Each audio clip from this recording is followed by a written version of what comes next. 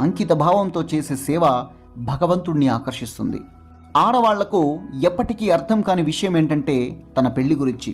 అది ఎప్పుడు జరుగుతుందో గుర్తుంటుంది, కానీ ఎలా జరిగిందో, ఎందుకు జరిగిందో ఎప్పటికీ అర్థం కాదు.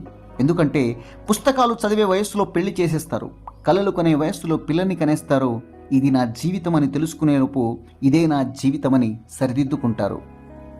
ఎదగాలంటే ఒదిగి ఉండటం నేర్చుకోవాలి, గెలవాలంటే ఓటమిని ఒప్పుకోవడం నేర్చుకోవాలి.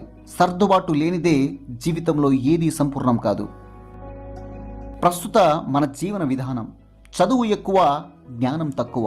పెద్ద ఇల్లు, చిన్న కుటుంబం. జీతం ఎక్కువ, మనశ్శాంతి తక్కువ. అత్యుత్తమ వైద్య విద్య, కానీ అనారోగ్యం. చంద్రుణ్ణి తాకిన పక్కింటోడు ఎవడో తెలియదు.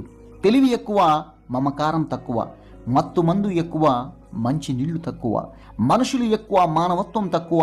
ఖరీదైన వాచి, కానీ సమయమే లేదు.